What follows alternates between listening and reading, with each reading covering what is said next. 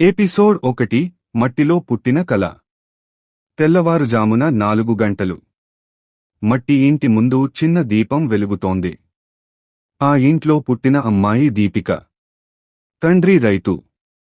అప్పుల బాధతో చనిపోయాడు. తల్లి అనారోగ్యంతో మంచానికే పరిమితం. ఇద్దరు చెల్లెళ్ల బాధ్యత మొత్తం దీపిక భుజాల మీద పడింది.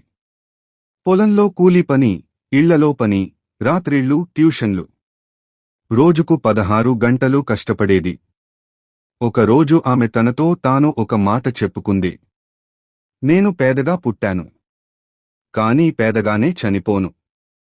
ఎపిసోడ్ 2 మొదటి అవకాశం. ఒక ధనవంతురాలి ఇంట్లో పనిమనిషిగా చేరింది. అక్కడ ఆమె వ్యాపారం ఎలా చేయాలో గమనించింది.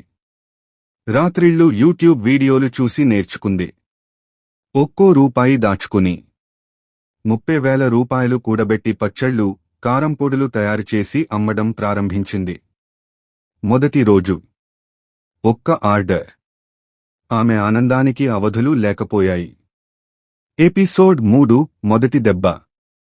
ఒక భారీ వర్షం. ఆమె తయారుచేసిన సరుకంతా పాడైపోయింది. 2 లక్షల నష్టం. ఊరంతా నవ్వింది. ఆడవాళ్లు వ్యాపారం చేయలేరు. ఆ రాత్రి ఆమె ఏడ్చింది. కాని మరుసటి రోజు లేచి, నా కన్నీళ్లు కాదు, నా కష్టమే నా సమాధానం అని మళ్లీ ప్రారంభించింది. ఎపిసోడ్ 4 ఎదుగుదల. ఆమె తయారుచేసిన ప్రతి వస్తువులో నాణ్యత ఉండేది. కస్టమర్లు పెరిగారు. ఒక చిన్న గది ఒక చిన్న దుకాణంగా మారింది. ఆ దుకాణం ఒక చిన్న కంపెనీగా మారింది. ఆమె 2 మహిళలకు ఉద్యోగం ఇచ్చింది. తర్వాత 10 మందికి. తర్వాత 50 మందికి. ఎపిసోడ్ 5 ద్రోహం. ఆమె నమ్మిన మేనేజర్ డబ్బుతో పారిపోయాడు. బ్యాంకు లోన్, సప్లయర్ల ఒత్తిడి, కంపెనీ మూతపడే పరిస్థితి. అందరూ ఇక అయిపోయింది అన్నారు.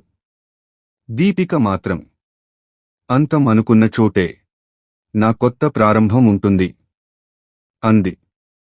ఎపిసోడ్ 6 తిరుగుబాటు.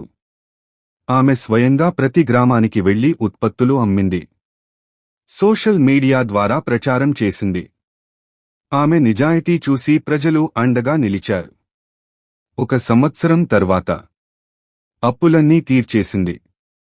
ఎపిసోడ్ 7 విజయ శిఖరం. ఆమె కంపెనీ రాష్ట్ర వ్యాప్తంగా విస్తరించింది. వందలాది మహిళలకు ఉద్యోగాలు కల్పించింది.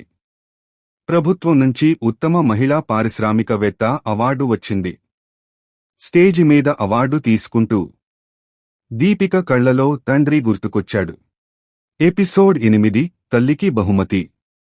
ఒకరోజు తల్లిని కారులో తీసుకెళ్ళింది. ఒక పెద్ద ఇంటి ముందు ఆపింది. అమ్మా, ఈ ఇల్లు ఎవరిదో తెలుసా? తల్లి, తెలియదు. దీపిక నవ్వుతూ, మనదే అమ్మా. తల్లి కన్నీళ్లతో కూతురిని హత్తుకుంది. ఎపిసోడ్ 9 సేవే లక్ష్యం. దీపిక ఒక ట్రస్ట్ ప్రారంభించింది.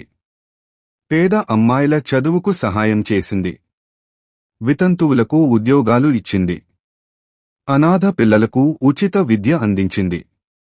ఆమె పేరు ఒక వ్యాపారవేత్తగా మాత్రమే కాదు, ఒక ఆశాకిరణంగా మారింది. ఎపిసోడ్ 10 ఆకాశాన్ని తాకిన మహిళ.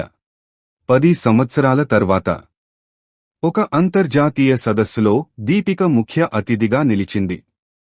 వేల మంది ఎదుట ఆమె చెప్పిన మాటలు. విజయం డబ్బుతో రాదు, ఓటమి తర్వాత కూడా నిలబడే ధైర్యంతో వస్తుంది. పేదరికం శాపం కాదు, చేతులెత్తేయడం శాపం. ప్రతి మహిళ తన జీవితానికి తానే హీరోయిన్. ఆమె మాటలకు సభ మొత్తం నిలబడి చప్పట్లు కొట్టింది. స్టేజ్పై నిలబడి ఉన్న దీపిక ఒక క్షణం కళ్ళు మూసుకుంది. తన చిన్న మట్టి ఇల్లు, తండ్రి, తల్లి, ఆకలి, కన్నీళ్లు అన్నీ గుర్తొచ్చాయి. కళ్లలో ఆనందభాష్పాలు మెరిశాయి. ఆకాశం వైపు చూసి నెమ్మదిగా అంది, నాన్న, నీ కూతురు గెలిచింది. ముగింపు సందేశం: పేదరికం మన గమ్యం కాదు.